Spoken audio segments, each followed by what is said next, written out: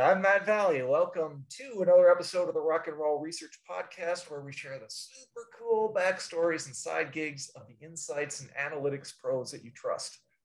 Today's guest is a super good friend of mine, someone who made my family's transition to Dallas 4 years ago really wonderful and memorable in many ways. In fact, we first met in a hot tub, so we got off on the right foot.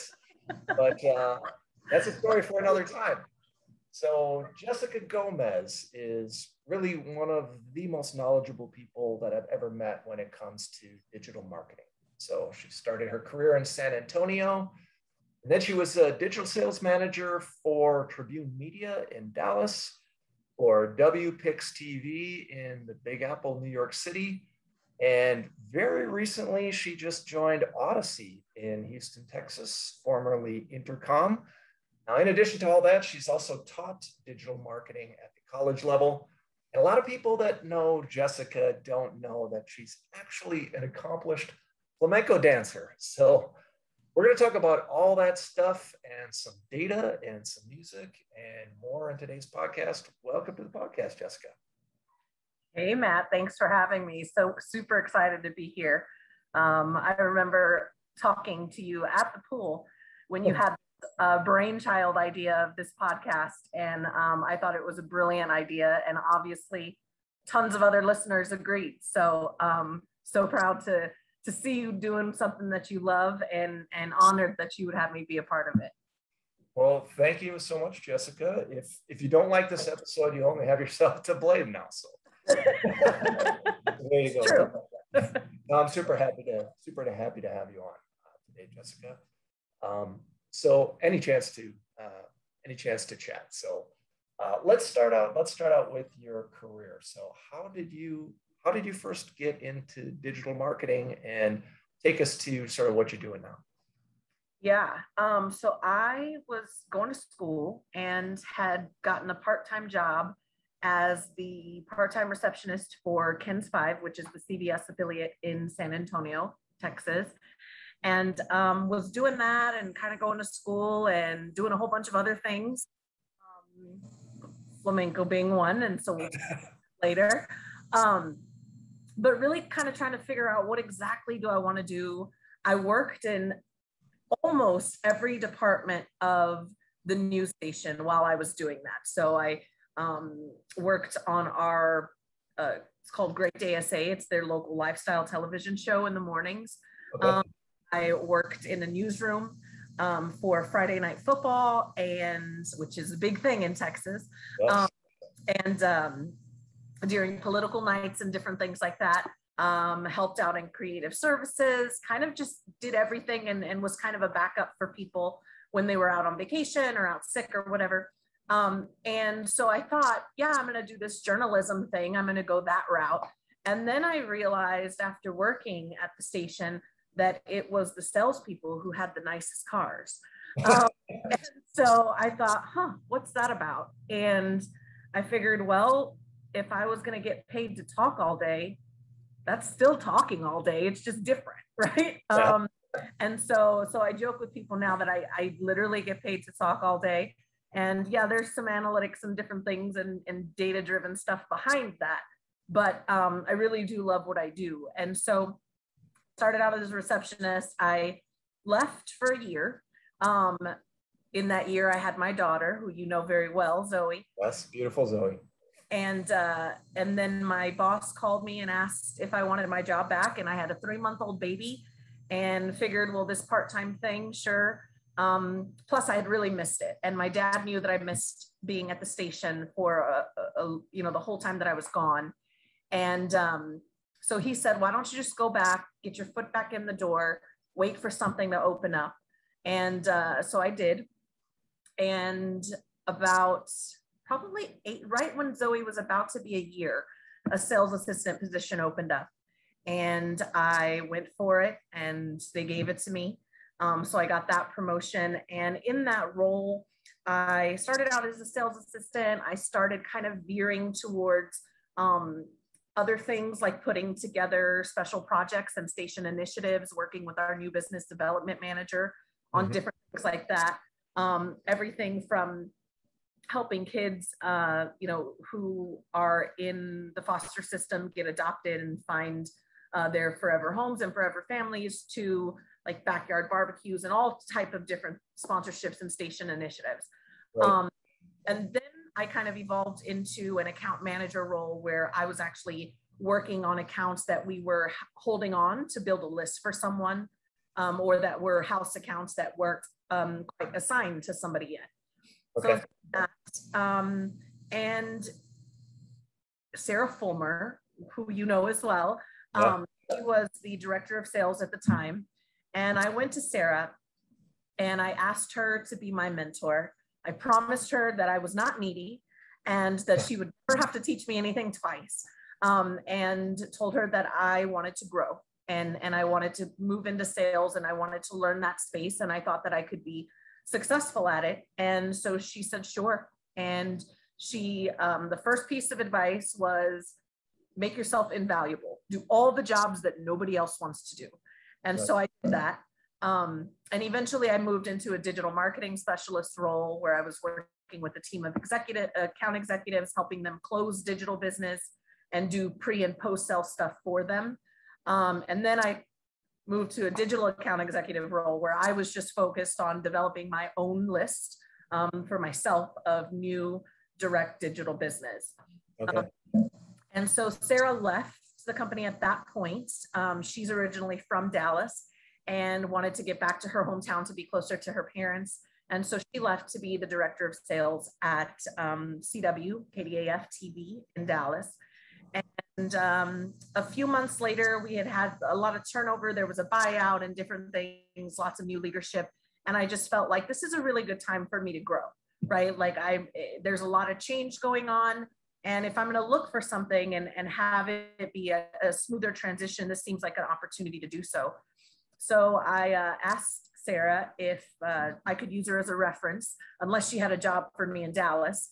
And she said, you wouldn't come to work, you know, you wouldn't move to Dallas to work for me. And I said, I absolutely would.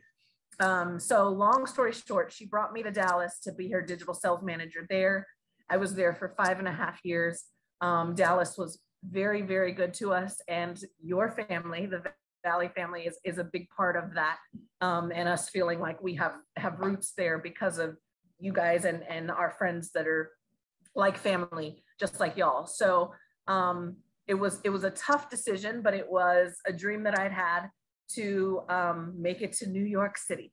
And so I accepted a position with WPIX TV and started work the week the pandemic hit. I was in the office for 4 days when we were sent home. And so I started work. I got to New York Sunday. I started work Monday. Thursday, we were sent to work from home. Sunday night, we were told that we didn't know when this was going to end.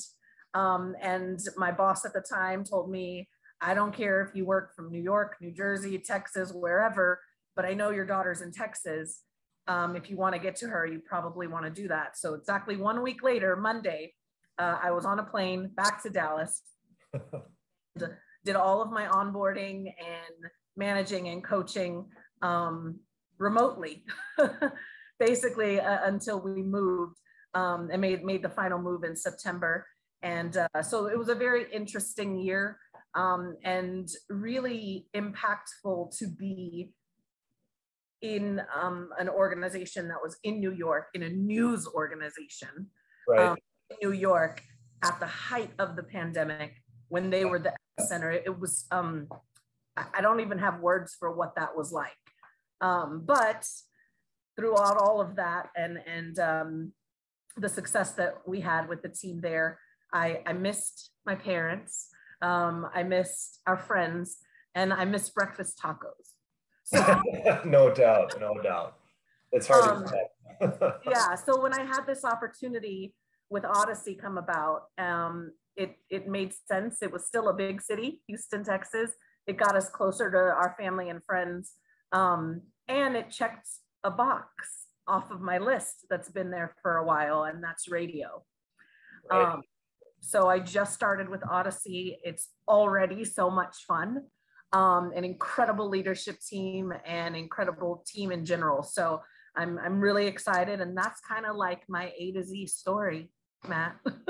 Super cool, super cool. There's some of that we'll dig a little bit further into. But first, I'd like to take a jog aside, right? Because you mentioned flamenco dancing. Now, I know that you can dance because we've rolled up the rug a couple of times together and done some dancing late at night. So so it doesn't surprise me that you've got some dancing in your past. So let's hear a little bit about that. So it's a very interesting story how I got started. Everybody, it's very much a San Antonio thing, folklorico and flamenco. And so I was in college and I was a makeup artist at the time. Was one of my jobs. I've had many. And so I was a makeup artist at the time, and I was looking to get involved in some sort of volunteer work, right? Just kind of felt that tug. And I stumbled across this program called Queen for a Day. And it was where pageant queens or would go to the children's ward for people, kids that were really ill, battling cancer and different things like that. And they would go do the girls' makeup and nails and that sort of thing and bring them tiaras and kind of make them queen for a day. And I thought, oh, I could go do their makeup. That's easy and it's something that I love. And this is a great way to give back.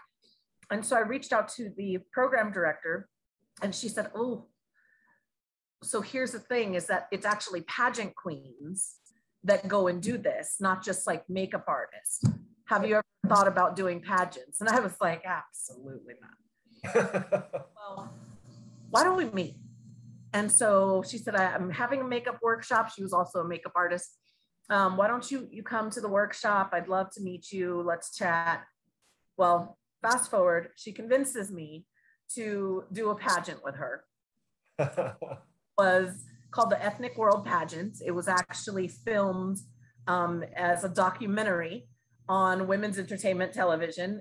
I believe it still stands to be the only true pageant documentary, not reality show, that has been done to date. And so are you in that? Are you in the documentary?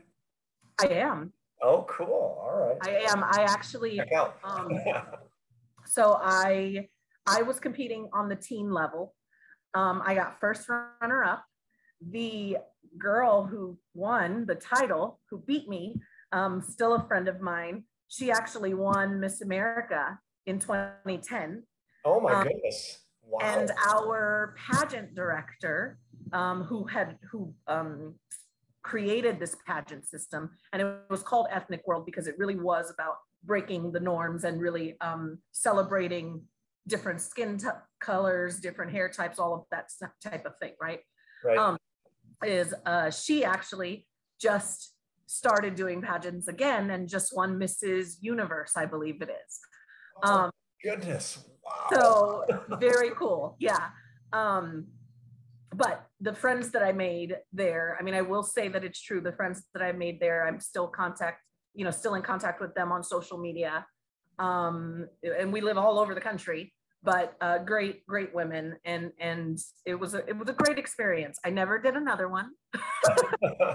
But I did compete as Miss San Antonio Teen 2004, I believe. But I said all that to say that the reason that I got involved with flamenco and folklorico dancing was because instead of a talent portion, it was called cultural expression. Okay.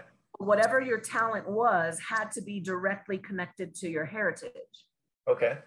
And, Hispanic, Latina, from San Antonio, Texas, folklorico, flamenco. So I literally planned on learning one routine to get through the pageant and be done. But I fell in love with it. And the same friend who convinced me to do the pageant, said, hey, I'm going to start a professional flamenco troupe.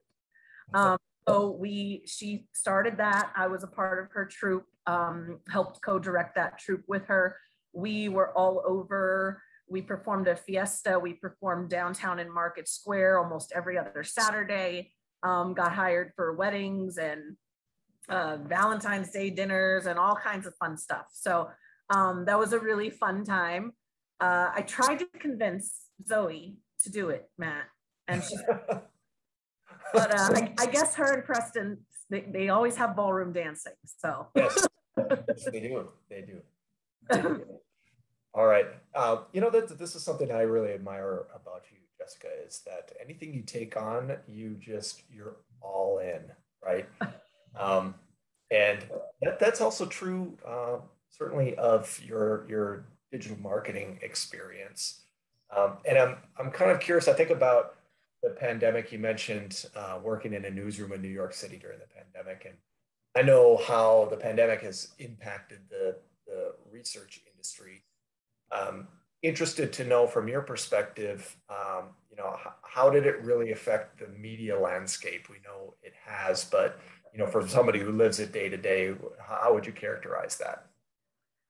Yeah, I mean, let's be honest, the pandemic changed every aspect of everyone's lives, and how we do business, period, right? And it was interesting as a marketer to watch the paradigm shifts and the evolution of the marketing as it happens in real time. So, it started out as like everybody's messaging was, everybody stay home, please stay home, stay home. And then as people started to really battle with loneliness and, mental health issues in a way that they probably hadn't before, and that was becoming prevalent and people were talking about it, which is a good thing, then it was, we're all in this together. We're all in this together, right? And it was that messaging from every brand, fast food, car, auto industry, healthcare, it didn't matter. It was, we're all in this together. Then it transitioned into everybody having the messaging of, thank you to our frontline workers. Here's what we're doing to support our frontline workers. Here's what we're doing, and then it transitioned into, hey, support local businesses. They're going to go under. They're going to go, support local. And then it was, we're opening back up and we're doing so safely. So there were very clear paradigm shifts in marketing messages as the world was changing, as this virus changed, right? Right. Yeah. And so that was really interesting to watch as a marketer. Mm-hmm. The other thing is, I've always said that marketing for brand marketing to their consumers, it's like you're courting somebody, right? It's like dating, right? You're putting your best foot forward. You're saying the things you think they want to hear, hoping that they're going to say yes, right? And so I think that in general, the internet and the World Wide Web and everything that's come along with that in this age of technology has made the shift. But then pandemic put that shift on steroids, right? So right. I was telling somebody the other day, I said, like old school dating, people were wanted to be invited to the best parties. They wanted to go to the hippest clubs and the newest, bar and whatever else. And you wanted to be there all the time to try not to miss anything. It was like FOMO existed back then before the acronym for it, right? That's how you were going to possibly meet this person, right? That you would end up with. It's interesting because there's actually a podcast, and I'll tell you about it later, but TGI Fridays was like the Tinder of the 1960s. It's like where people went to meet people. Yeah. Like singles, right? And I didn't know that. I found that fascinating. But, and then online dating shifted everything, right? Same thing with digital marketing, online marketing, shifted everything. So traditionally, you'd be at the hippest bars, the coolest clubs, all of those things, the best parties. You'd be on the traditional media, marketing wise, right? Big reach, TV, radio, billboards. You wanted to be everywhere and reach everyone, right? And then online dating comes, and it's really not about that, right? It's about checking the boxes, putting in your search criteria of what you want, and then boxes about who you are, and the algorithm kind of does it. Yeah. And so that's what online marketing does now. It's not about having to be everywhere. It's about being in the right spot at the right time with the right message to the right audience, right? Exactly. Yeah. And then pandemic, I was, like I said, just having this conversation, took that a step further, right? Online dating shifted. And I know this because I have single friends, and I'm single. And all of them were like, hey, it's weird because we want to date, but we can't like meet up with somebody that we don't know. Are they safe? How do I get to know them? Now I'm like Zooming dates. Like, you know, there's all these different stories. Yeah. So it's the same thing with marketing, right? Now it's a matter of not only is it getting to the right audience on the right platform, but you've got to make sure that you're telling people that you are brand safe, right? It's safe to come into my restaurant. It's safe to come into my store. It's safe to come into my auto dealership. It's safe to come in to my medical practice, whatever that is, right? Right. And so it's just been interesting to watch. But and lastly, streaming audio, podcast, streaming video, right, is just at an all-time high. Number one, because people have more time now than ever to create user-generated content and to consume it too. So, you know, I can't tell you how many times I see somebody on my Facebook feed asking for a new show to watch, to binge watch, you know what I mean? Or a new podcast to listen to. So yeah, I think pandemic took what was already happening and just put it on steroids. Yeah, that makes a lot of sense. That makes a lot of sense. So one of the things about digital media that's very interesting to me is I think about, you're talking about traditional versus digital, what some of those differences are. Now I'm a stats geek, right?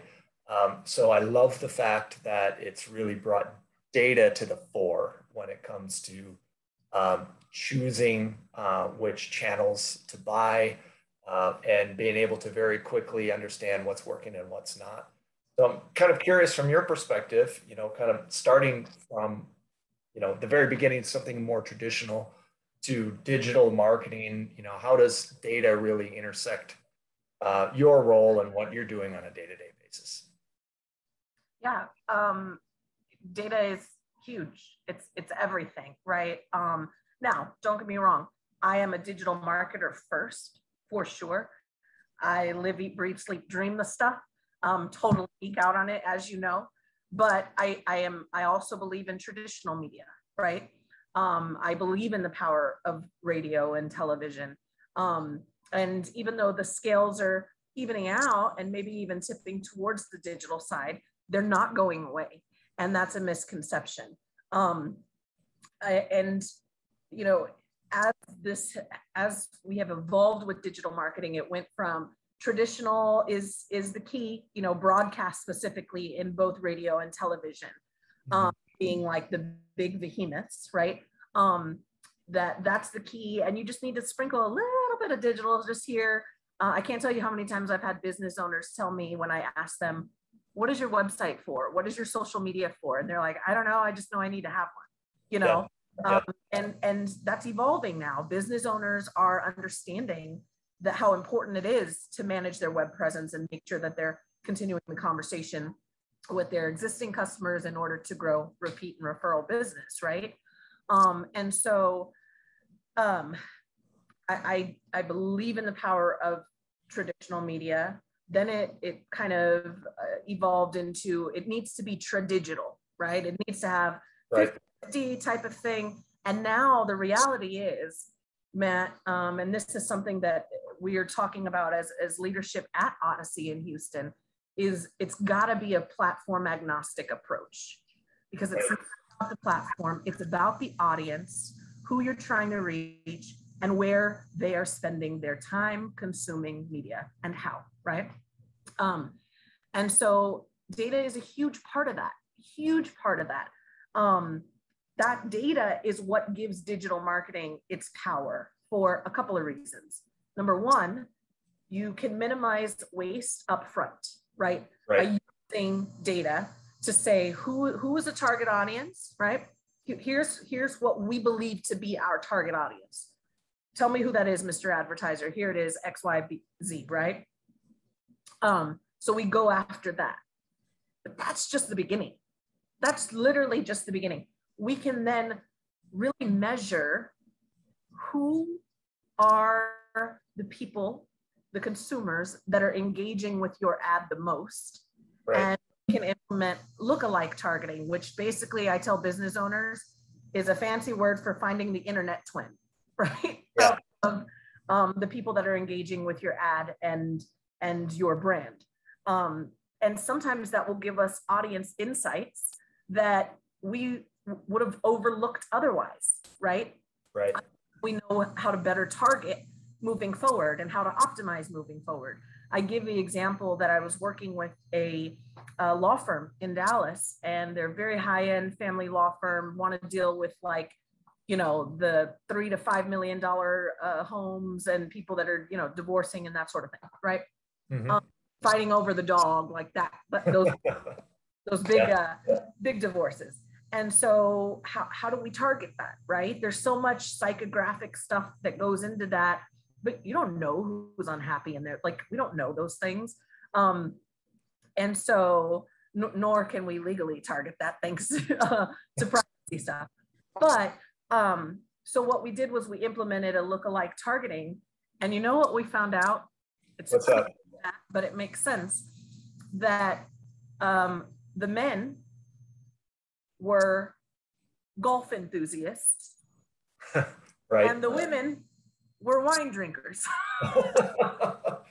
So we were able to, we were able to gather those insights that we would have never even occurred to us to go after that as a target audience, the data that we got.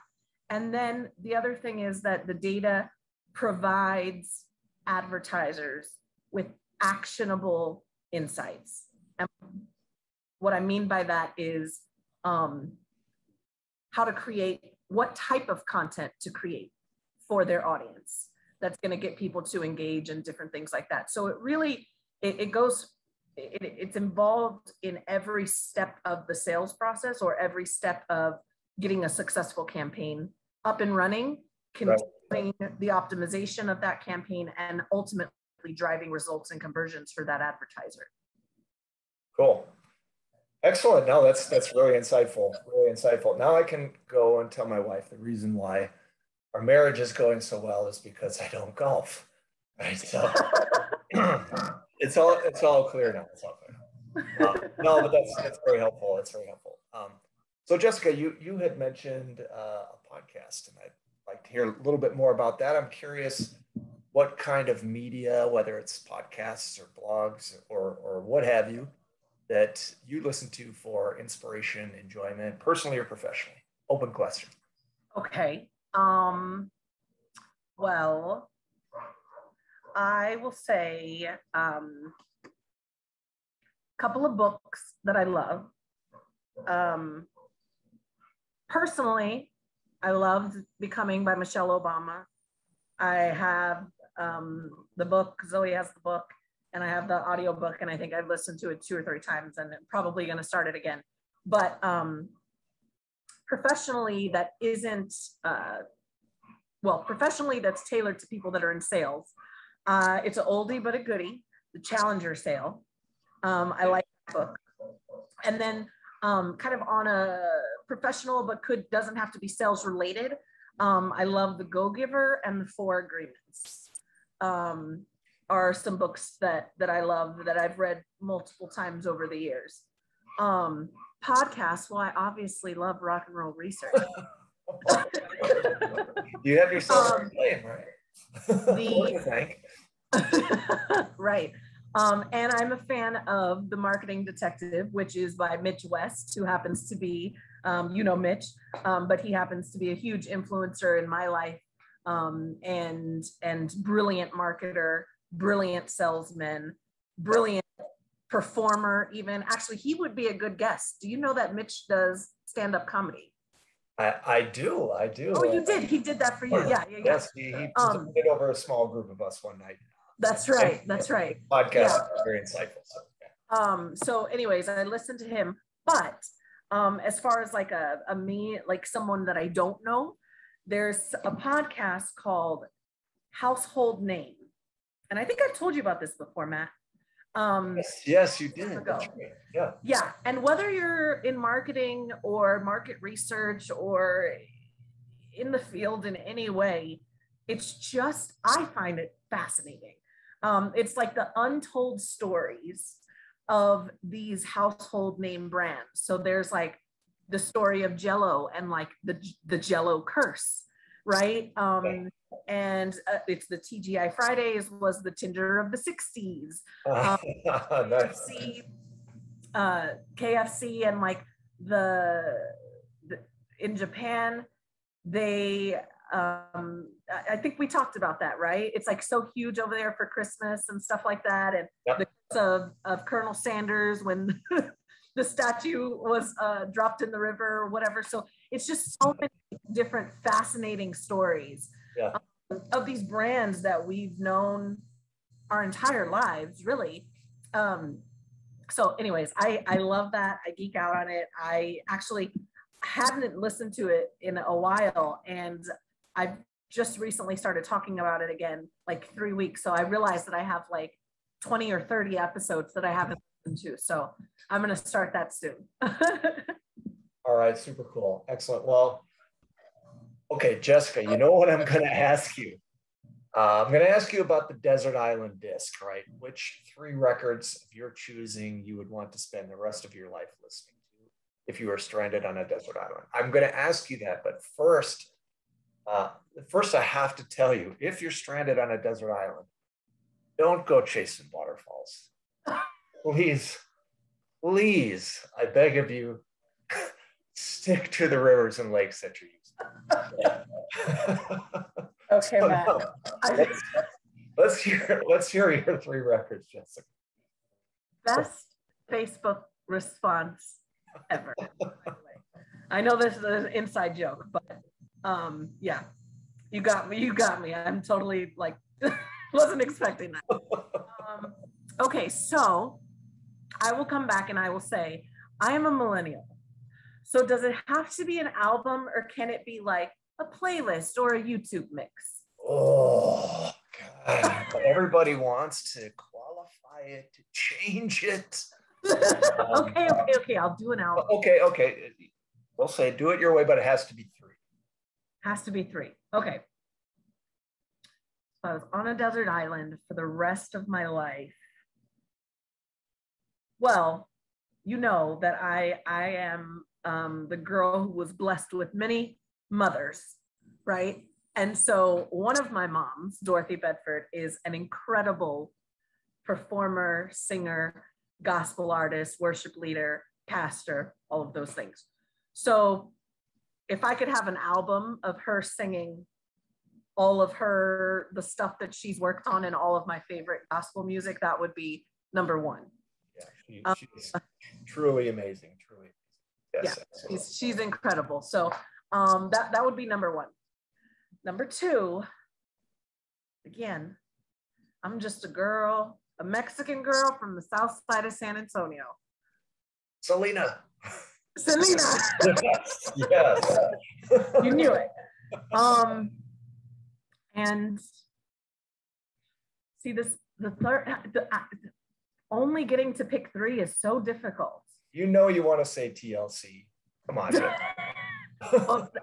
I mean, so Buzz, Left Eye, Chili. That's what I know. But I think it would have to be Beyonce. Okay, yeah, very good. Very good. Can I give some honorable mentions though? You can give honorable mentions, but I'm going to lock in your 3, just so you know. You're locked in. I keep the stats on this stuff, right? So I got to lock in 3. But yes, honorable mention, absolutely. Honorable mentions would be India Arie, and it was a tight one between a Beyonce or India Arie. Got it. The only reason that Beyonce won is because she's got slow stuff, mellow stuff, fast stuff, dance, like, right? Whereas India Arie is just a vibe, right? Yeah, totally. And Adele. Adele, yes. Yeah. Very nice. Very good. If I had to, I would say every karaoke song you and I have ever sang. Some are better than others. It's true. we are indeed karaoke legends in our own minds. Indeed. But absolute A-team, top of the shelf as far as I'm concerned. Agreed. And some of the most fun I've ever had, for sure. Same. So excellent. All right, Jessica. Any excuse to talk to you is a good excuse to me. So I'm super thankful that you were on the podcast here today. Some really great insights about digital marketing, especially during the pandemic, all that good stuff. I wish you all the best in your role at Audacy and your journey to Houston. And thank you so much. And I know I'll be talking to you soon. So rock and roll. That's right. I can't wait for you guys to come visit H-Town. We'll be there. We'll be there for sure. All right. Thanks, Jessica. All right.